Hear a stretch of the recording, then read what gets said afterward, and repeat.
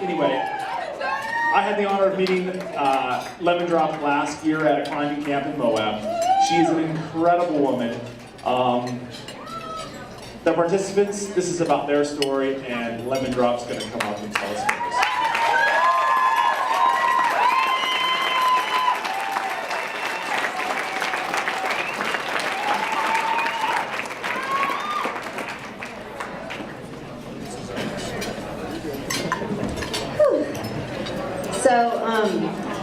In the tradition of Sarah Silverman, I just want to let you know that this speech is going to be about pizza and cougars and Brad Letterman and pimps and Paris, and I might mention kayaking.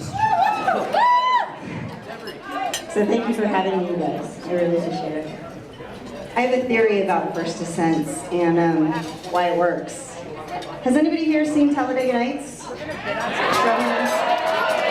Great. Well, for those of you who haven't, it's about Ricky Bobby, who is a cocky race car driver, gets in a horrible crash. And he's so traumatized he can't get back on the racetrack, so he has to deliver pizza and live with his mom. And his father, trying to rebuild his confidence, says, "Son, you need to learn to drive with the fear. You need to get in that car with a cougar, and you need to learn to drive with the fear." And he puts him in a car with a real live cougar. And Ricky is forced to drive with the fear, and in doing so, he gets his confidence back and returns to racing. So before cancer, I was Ricky Bobby. I had a house in Kauai, green MBA, $100,000 in the bank. I had a small business I could run from my iPhone.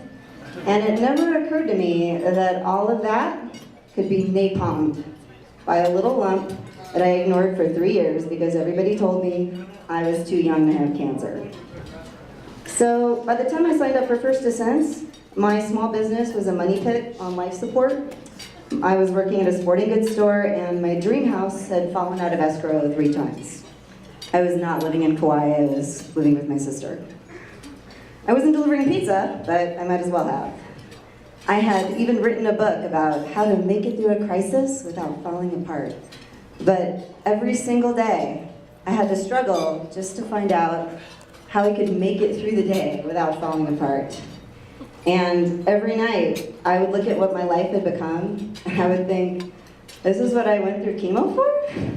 Really? But then I came to camp, and everything changed. You see, cancer survivors live with this kind of low-grade fear and anxiety all the time. Will it come back? Will I be able to handle it? Will she leave me? Will he love me? Worry and anxiety over what's around the next bend, over the unknown, is a constant part of your life when you've had cancer. And my theory about why First Descents works is because it puts you in the car with the cougar, and you learn to drive with the fear. Brad Letterman has done over 100 First Descents. And what is a first descent except a journey into the unknown? That's every day when you've had cancer. You don't know what's coming next. You don't know if you're going to be able to handle it. All you have to do is take a leap of faith and cross your fingers. So I think FD works because when you're paddling a class 3 rapid, when you're rappelling off a 100-foot arch, you don't have the luxury of being paralyzed by fear. Something clicks inside of you, and you have to drive with the fear, or you're going to drown or die. You have to go into the unknown and summon all the courage that you have left. And what happens when you do that is you surprise yourself. Because you're like, oh my God, it's there. I have it. It's still in me. I thought cancer took it away, and it's not. It's still there.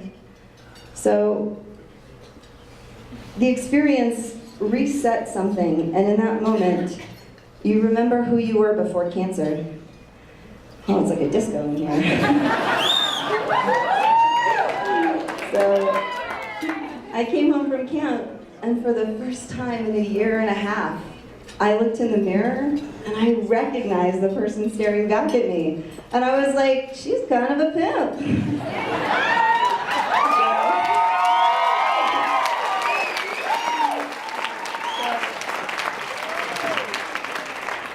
I beat cancer, but it wasn't until I got back from camp that I truly started fighting for my life.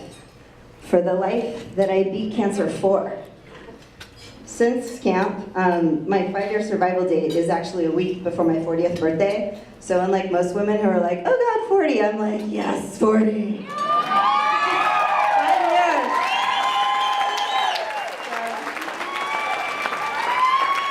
When I came back, I made a list of 40 things that I couldn't live without doing, that I wanted to do, because if I get to 40 and they're like, we missed something, I'll be like, that's all right. I kayaked, I went to Paris, I did a chocolate tour of Paris, I ran the New York Marathon, I did a cross-country road trip, I perfected my chocolate chip cookie recipe. I was a mermaid for Halloween and I ran the Disney Princess Half Marathon. And this year, I'm gonna learn to roll a kayak with FD and run the Honolulu Marathon 10 years after I did it the first time.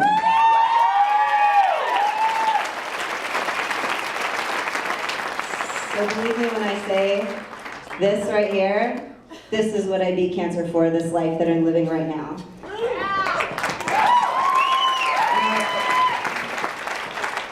I'm gonna be honest with you.